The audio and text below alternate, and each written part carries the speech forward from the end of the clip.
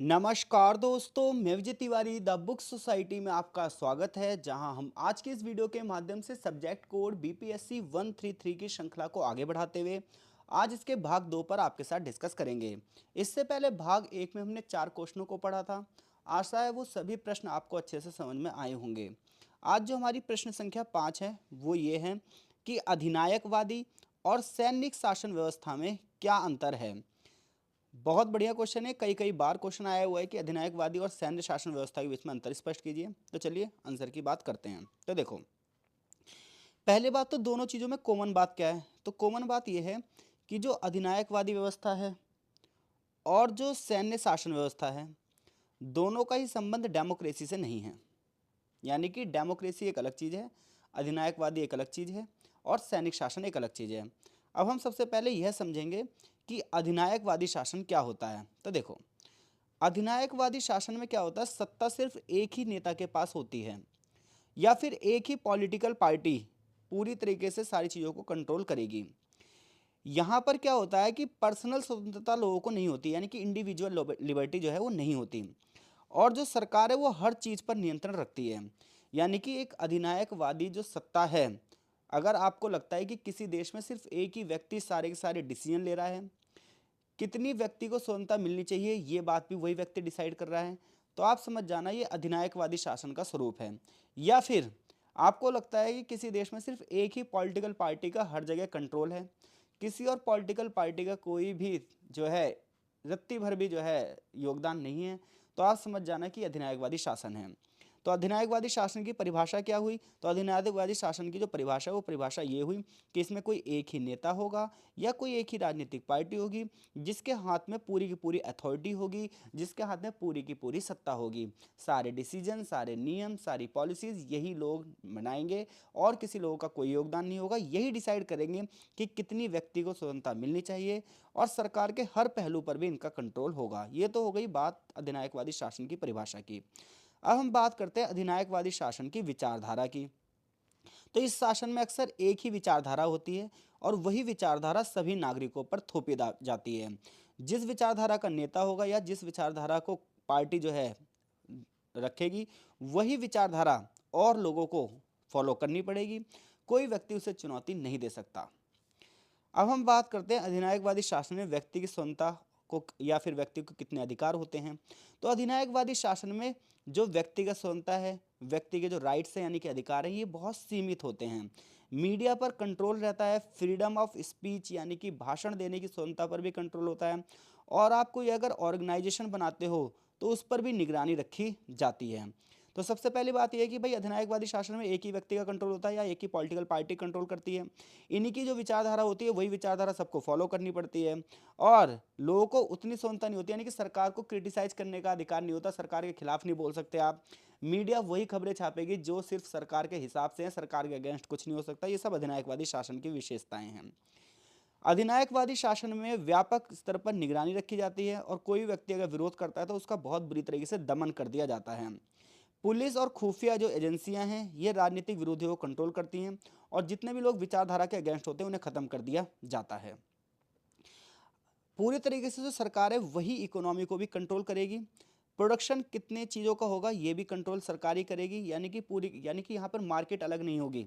यहाँ पर मार्केट पर भी कंट्रोल किसका होगा, सरकार का ही होगा। तो अधिनायकवादी शासन व्यवस्था की 5 विशेषताएं हमने पढ़ी। पहली विशेषता इसमें परिभाषा पढ़ी कि अधिनायकवादी शासन में एक ही सत्ता होती है, एक ही व्यक्ति की सत्ता होगी या एक ही पॉलिटिकल पार्टी की। उसी व्यक्ति या पॉलिटिकल पार्टी की जो आइडियोलॉजी होगी, जो विचारधारा होगी, उसे ही उन्हें फॉलो करना पड़ेगा। जैसे कि आपने हिटलर के बारे में सुना होगा, ये अधिनायकवादी शासन का एक बेहतरीन उदाहरण है। इसके अलावा व्यक्ति की स्वतंत्रता नहीं होगी, मीडिया को सरकार के खिलाफ जाने की स्वतंत्रता नहीं होगी। इसके अलावा जो लोग सरकार का विरोध करेंगे उनका दमन कर दिया जाएगा और अर्थव्यवस्था पूरी तरीके से सरकार के कंट्रोल में होगी। अब हम बात करने जा रहे हैं सैन्य शासन की। तो सैन्य शासन में जो सत्ता है वो सेना के हाथों में होती है। जैसे कि आप पाकिस्तान में देख सकते हैं, म्यांमार में देख सकते हैं। यहाँ पर क्या है, सत्ता जो है इस समय सेना के हाथों में है। सेना सरकार को हटा देती है और खुद सेना के जो अधिकारी हैं वो देश पर शासन करते हैं। तो सैनिक शासन में सत्ता किसके हाथ में है, सेना के पास में है। सेना के जो अधिकारी हैं यही क्या करेंगे, शासन करेंगे। विचारधारा की बात करें तो इसमें कोई भी विचारधारा नहीं होती। क्योंकि सेना जो है वो डिसिप्लिन के आधार पर चलती है और सेना के जो ऑर्डर होते हैं इसी का सबको पालन करना पड़ता है। ज़्यादातर जो लीडरशिप होती है देश की वो हाई रैंक के अधिकारियों के पास होती है। नागरिक स्वतंत्रता की बात करें तो यहाँ पर भी नागरिकों के पास ज़्यादा कोई खास स्वतंत्रता नहीं होती है, ठीक है, लेकिन फिर भी ये अधिनायकवादी शासन जैसा नहीं होता। मीडिया स्वतंत्र भी हो सकती है और नहीं भी हो सकती है, ये इस चीज़ पे मैटर करता है कि सेना का जो जनरल है वो किस तरीके के ऑर्डर देगा। व्यवस्थित नियंत्रण अगर हम सेना की बात करें तो कानून के माध्यम से एक सिस्टमैटिक तरीके से शासन लागू किया जाता है, और अगर कोई भी व्यक्ति असंतोष प्रकट करता है, आंदोलन धरने प्रदर्शन करता है, तो उसे कंट्रोल करने के लिए भी नियम बनाए जाते हैं। सैनिक शासन के आर्थिक उद्देश्य राजनीति के हिसाब से तय किए जाते हैं, यानी कि सिचुएशन के हिसाब से इनके अर्थव्यवस्था के उद्देश्य होते हैं। तो ये कुल मिलाकर ये बात करते हैं कि अधिनायकवादी और सैनिक शासन में वैसे ज़्यादा अंतर नहीं है, लेकिन अधिनायकवादी शासन में एक विचारधारा होगी, और जो विचारधारा होगी वो एक पॉलिटिकल पार्टीज की होगी।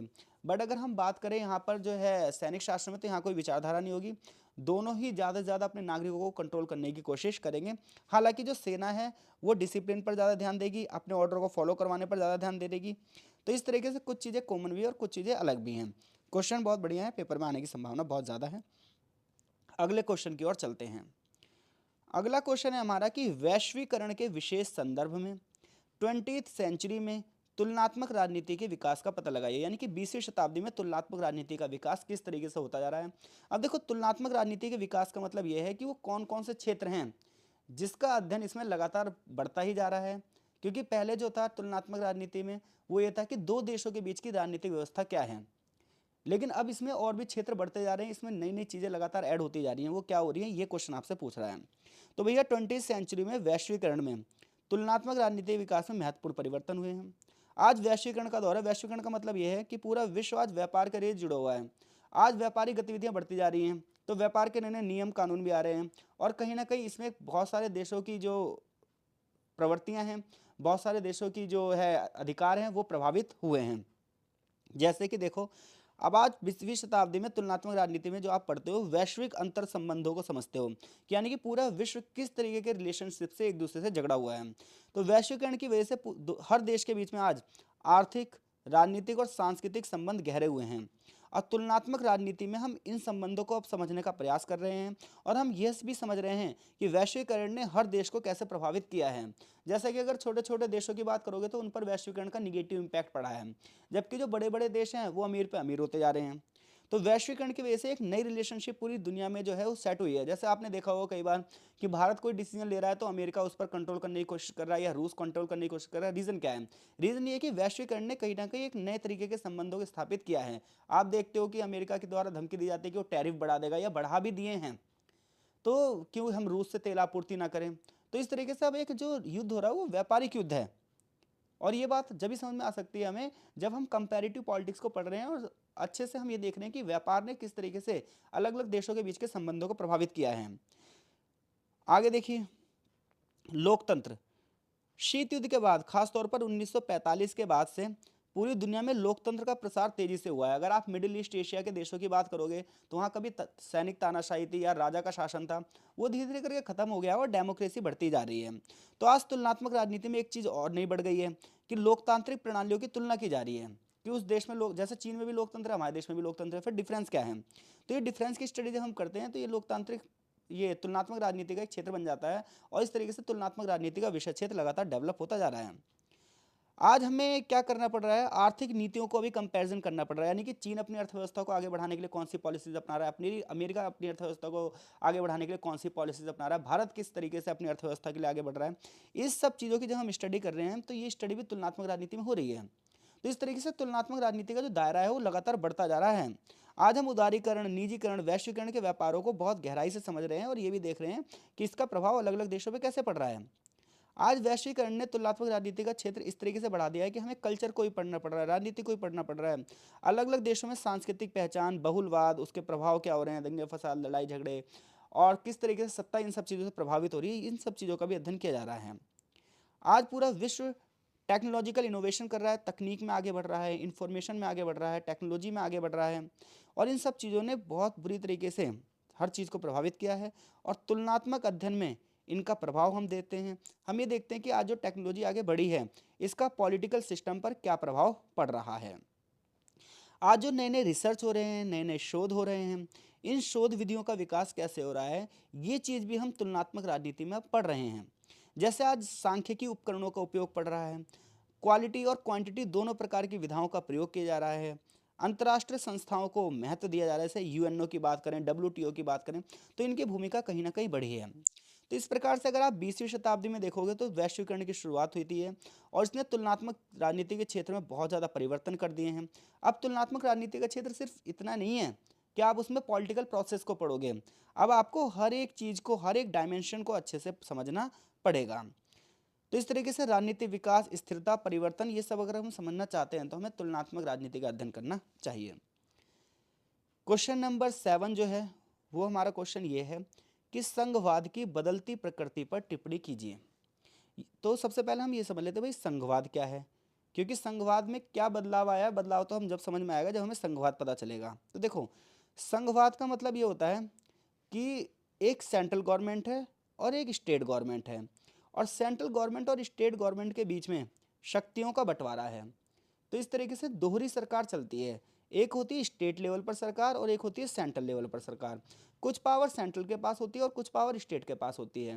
तो अगर किसी देश में दोहरी सरकार है, एक सर्वोच्च न्यायपालिका है, स्वतंत्र न्यायपालिका है, लोगों को फंडामेंटल राइट्स, मौलिक अधिकार दिए गए हैं, संविधान की सर्वोच्चता है, तो हम कहेंगे वो देश संघीय देश है।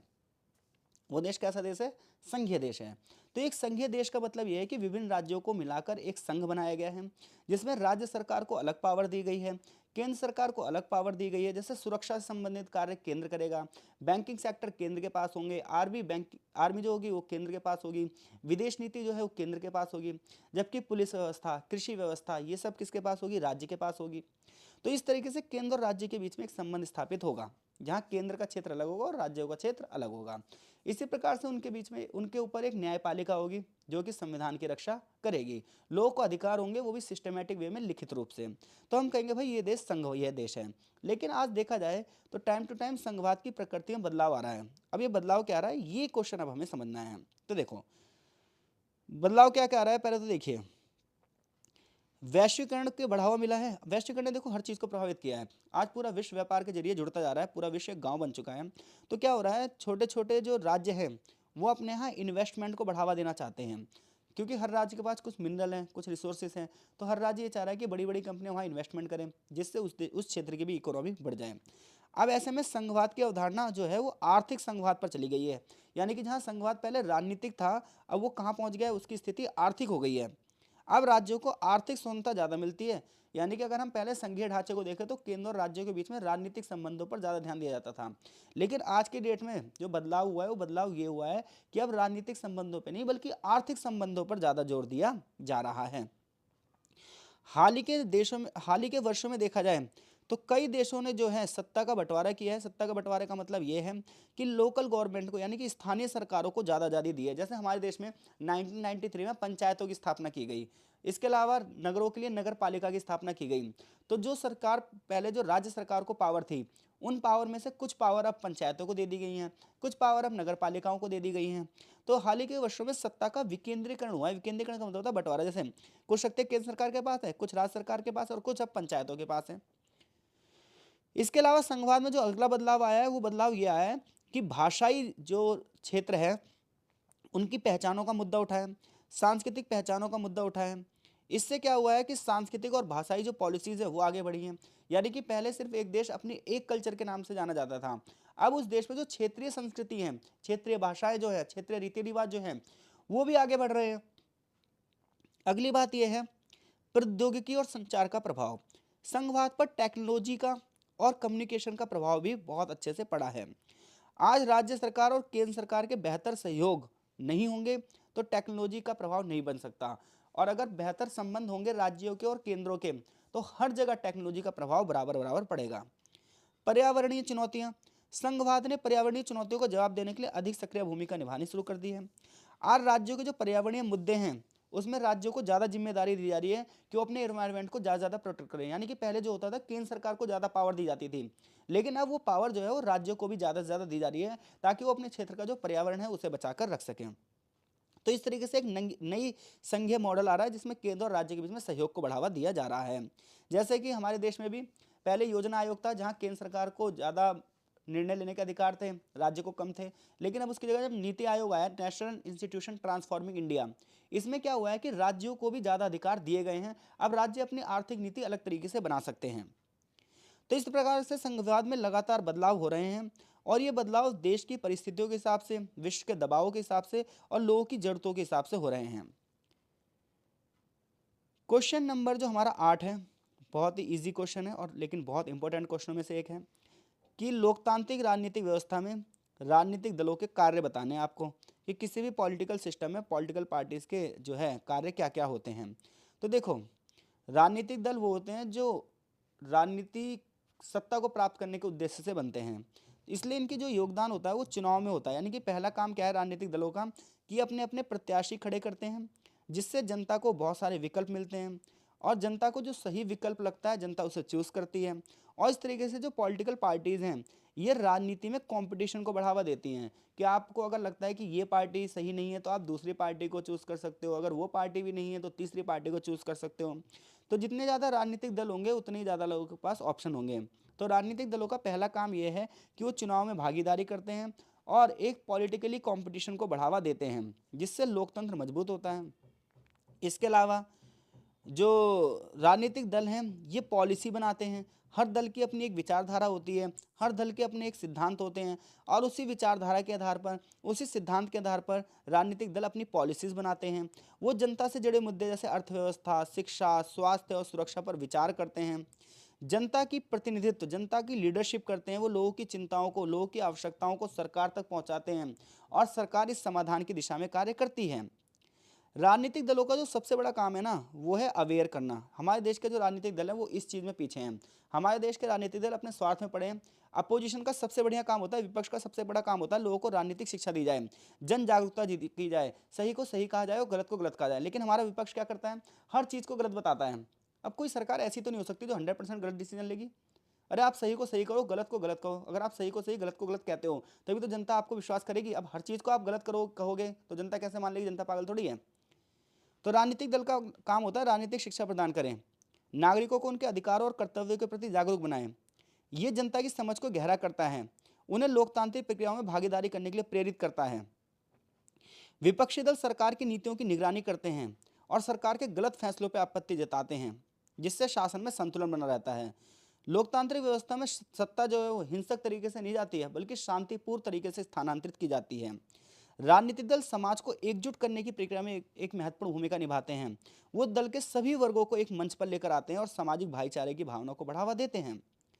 राजनीतिक दल लोगों को नेतृत्व प्रदान करने के साथ साथ मार्गदर्शन भी करते हैं। वो अपने अनुभव साझा करते हैं ताकि जो जनता है वो भी आगे बढ़े। ये सब राजनीतिक दलों के कार्य हैं। तो अगर ये क्वेश्चन आता है तो आप इस क्वेश्चन को भी अच्छे से कर देंगे। क्वेश्चन नंबर हमारा जो 9 है, टोटल यहाँ पर 10 क्वेश्चन होंगे और इसी वीडियो में हम ये पूरी पीडीएफ कवर करेंगे। इससे पहले वाली वीडियो में हमने 4 क्वेश्चन पढ़े थे और इस वीडियो में हम 6 क्वेश्चन पढ़ेंगे। क्वेश्चन नंबर 9 है हमारा कि प्रारंभिक आधुनिक काल में नागरिक समाज और राज्य के बीच में संबंध कैसे थे। यानी कि जब मॉडर्न एज की शुरुआत हुई तो जो सिविल सोसाइटी है और जो सरकार है इनके बीच के संबंध कैसे थे, क्वेश्चन हमसे यह पूछ रहा है। तो देखो, तुलनात्मक राजनीति का सबसे जो पहला विषय होता है वो विषय यही होता है कि सरकार और जनता के बीच के संबंध किस प्रकार के हैं। तो अगर आप आधुनिक काल की राजनीति पढ़ते हो तो यहाँ पर जो हमारा नागरिक समाज है और जो हमारा राज्य यानी कि सरकार है, इसके संबंध लगातार जटिल होते जाते हैं। आज ये संबंध जो है वो राजनीतिक स्तर पर भी, सामाजिक स्तर पर भी और आर्थिक स्तर पर भी बदलाव हो रहा है उनमें। जैसे कि अगर हम बात करें तो राजनीतिक सत्तावाद, पहले के टाइम पे क्या था कि राज्य की सत्ता जो थी वो केंद्रित थी, यानी कि सारी की सारी पावर जो थी वो सेंट्रल गवर्नमेंट के पास थी। ठीक है, या तो राजा होते थे या सत्ताधारी राजा होते थे, तो उन सबके पास राजनीतिक अधिकार होते थे। नागरिक समाज की बात करें तो नागरिक समाज जो प्रारंभिक आधुनिक समय का था उसमें व्यापारी, शिल्पकार और बौद्धिक वर्ग के लोग होते थे। उन्होंने अपनी आवाज़ को उठाना शुरू कर दिया और शक्ति को प्रस्तुत करना शुरू कर दिया। यानी कि प्रारंभिक समाज की अगर आप बात करोगे तो प्रारंभिक आधुनिक काल में जो सत्ता थी वो राजाओं के पास थी। इन राजाओं के पास ही सारे की सारी पावर होती थी या फिर कुछ सत्ताधारी शासक होते थे। नागरिक समाज की बात करोगे तो व्यापारियों ने, शिल्पकारों ने और जो बुद्धिमान लोग यानी कि जो शिक्षित वर्ग था उन सब ने मिलकर अपनी आवाज़ उठानी शुरू कर दी। और इस तरीके से जो है प्रारंभिक आधुनिक काल में राज्य और नागरिक समाज के बीच में संबंधों की शुरुआत हो गई। प्रारंभिक आधुनिक काल में व्यापार में परिवर्तन हुआ, वाणिज्य का विस्तार हुआ, अंतर्राष्ट्रीय व्यापार को बढ़ावा मिला, जिसकी वजह से जो सिविल सोसाइटी है वो भी विकसित होती गई। और सिविल सोसाइटी जैसे जैसे विकसित होती जाएगी, वो सरकार को प्रभावित करना शुरू कर देगी। अब सरकार भी चाहेगी कि जो व्यापार हो रहा है तो उस पर विशेष कर लगाए जाएं। इसके अलावा प्रारंभिक आधुनिक काल में धर्म सुधार हुआ, यानी कि प्राचीन जो समाज था वो धर्म के बंधनों में जकड़ा हुआ था। फिर क्या हुआ, यूरोप में पुनर्जागरण हुआ। यूरोप में पुनर्जागरण हुआ तो नागरिकों को अपने अधिकारों के बारे में पता चला। धार्मिक टॉलरेंस हुई, जहाँ पहले धर्म को लेकर युद्ध होते थे वहाँ अब धार्मिक भाईचारे को बढ़ावा मिला प्रारंभिक आधुनिक समाज में। और सबसे बड़ी बात यह कि प्रारंभिक जो है आधुनिक समाज में संविधान का उदय हुआ। जहाँ पहले राज्य जो था वो अपनी मनमानी तरीके से शासन करता था, लेकिन अब संविधानवाद की शुरुआत हुई, नागरिकों के अधिकारों की रक्षा करने की बात हुई, दास प्रथाओं को खत्म किया गया, महिलाओं को भी धीरे धीरे अधिकार देने की बात की जाने लगी, सोशल कॉन्ट्रैक्ट हुए, ये सबसे खास बात थी। जैसे कि जॉन लॉक, थॉमस हॉब्स जैसे विचारकों के विचारों को पढ़ोगे तो बोलेंगे लोगों ने मिलकर सरकार का निर्माण एक कॉन्ट्रैक्ट के तहत किया है, जिसमें सरकार हमारी सुरक्षा करेगी और हम सरकार को कर देंगे। इस काल में शिक्षा और ज्ञान का प्रसार भी हुआ है। तो शिक्षा और ज्ञान के प्रसार ने नागरिक समाज को अधिक जागरूक बनाया है। बहुत सारे विद्वानों ने राज्य की नीतियों पर प्रश्न उठाए हैं। तो कुल मिलाकर जो प्रारंभिक आधुनिक काल है, प्रारंभिक आधुनिक काल में जनता जो है वो अपने अधिकारों के प्रति जागरूक हो रही है, व्यापार बढ़ रहा है, अर्थव्यवस्था बढ़ रही है, शिक्षा बढ़ रही है, वैज्ञानिक विचार आ रहे हैं, धर्म को चुनौती दी जा रही है, और इन सब का प्रभाव जो है वो सरकार पर भी पड़ रहा है, राज्यों पर भी पड़ रहा है। युद्ध में कमी आई है और सुरक्षा को ज़्यादा बढ़ावा मिला है। इस प्रकार से प्रारंभिक आधुनिक काल का जो नागरिक समाज और जो राज्य है, इनके बीच में संघर्ष शुरू हो रहा है। लोग अपने अधिकारों की मांग कर रहे हैं, आंदोलन, धरने, प्रदर्शन किए जा रहे हैं, लोकतंत्र की बात की जा रही है, स्वतंत्रता, समानता, भाईचारे की बात की जा रही है, और एक अच्छे नागरिक समाज की स्थापना में लोग योगदान दे रहे हैं। तो प्रारंभिक आधुनिक काल में राज्य और नागरिक समाज में क्या परिवर्तन आया, तो ये परिवर्तन आप लिख देंगे। अंतिम प्रश्न है हमारा ये कि लोकतांत्रिक शासन पद्धति से आप क्या समझते हैं, और एक दलीय प्रणाली और बहुलवादी प्रणाली की विशेषताओं का वर्णन कीजिए। तो देखो, लोकतांत्रिक शासन प्रणाली वह प्रणाली है जिसमें सत्ता जनता के हाथों में होती है। जनता जिसको वोट देगी, जिसको बहुमत मिलेगा, वो सरकार का गठन करेगा। सरकार जिसकी बनेगी वो चुनाव के माध्यम से ही बनेगी। सभी नागरिकों को वोट डालने का अधिकार होगा और वे अपनी सरकार चुनने के लिए आज़ाद होंगे। लोकतंत्र का जो ऑब्जेक्टिव होगा वो होगा स्वतंत्रता की स्थापना करना, समानता की स्थापना करना और न्याय की स्थापना करना। यानी कि लोकतांत्रिक प्रणाली जनता की भागीदारी को बढ़ावा देगी। ये जनता की स्वतंत्रता, समानता और न्याय की स्थापना पर विचार करेगी। इसमें सत्ता किसी एक व्यक्ति के हाथ में नहीं होगी, बल्कि सत्ता पर शासन कई लोग मिलकर करेंगे, और हर व्यक्ति का जो है निर्वाचन चुनाव के माध्यम से ही किया जाएगा। अब देखो, कुछ देश ऐसे होते हैं जहाँ पर एक ही पॉलिटिकल पार्टी होती है। ऐसे देशों में एक दलीय प्रणाली कहा जाता है। तो एक दलीय प्रणाली में सारी सारी जो पावर है एक ही पॉलिटिकल पार्टी के हाथों में होगी। यही पार्टी सरकार की लीडरशिप करेगी और कोई और दल ऐसा नहीं होगा जिसे राजनीति में भागीदारी करने का अवसर मिले। जैसे चाइना, चाइना में एक ही पार्टी है, कम्युनिस्ट पार्टी। इसके अलावा और कोई पार्टी कम्युनिस्ट पार्टी के अगेंस्ट जा ही नहीं सकती। सारे के सारी जो है पावर कम्युनिस्ट पार्टी के हाथों में ही है। तो एक दलीय प्रणाली की विशेषता यह है कि किसी एक ही पॉलिटिकल पार्टी के पास अथॉरिटी होगी, एक ही पॉलिटिकल पार्टी के पास पावर होगी। इसमें अपोजिशन नहीं होगा, यानी कि विपक्ष नहीं होगा। इस प्रणाली में सिर्फ एक ही दल होता है, क्योंकि नीति निर्माण यानी कि देश के लिए जो भी पॉलिसी बनाई जाएगी वो एक ही पार्टी अपनी विचारधाराओं के हिसाब से बनाएगी। जैसे चाइना में जनता अगर कोई असंतोष करती है, जनता कहीं पे विरोध करती है, धरना प्रदर्शन करती है, तो उस प्रदर्शन को दबा दिया जाता है। मीडिया पर स्वतंत्रता इतनी नहीं होती है, मीडिया सरकार के खिलाफ नहीं जा सकती है। इसके अलावा कुछ मामलों में राजनीतिक स्थिरता दिखाई दे सकती है। अब हम बात करते हैं बहुलवादी प्रणाली की। तो बहुलवादी प्रणाली में बहुत सारे राजनीतिक दल होते हैं, जैसे कि भारत में बहुलवादी प्रणाली में कई राजनीतिक दल होते हैं। अब एक बताओ, कई राजनीतिक दल होंगे तो विचारधाराएं भी कई होंगी, अलग अलग लोगों का अलग अलग हित भी होगा, राजनीतिक बहस भी होगी और विमर्श को भी बढ़ावा मिलेगा। यहाँ पर विपक्ष भी होगा, यानी कि एक सरकार होगी, एक विपक्ष भी होगा। जनता को बहुत सारी चॉइस मिलेगी। जो नीतियाँ बनेंगी वो नीतियाँ भी बहुत सारे लोगों के साथ मिलकर बनेगी। और पॉलिटिकल में यानी कि पॉलिटिक्स में कंपटीशन भी बना रहेगा। जो दल अच्छा शासन करेगा उसे ही जनता अगली बार चुनेगी।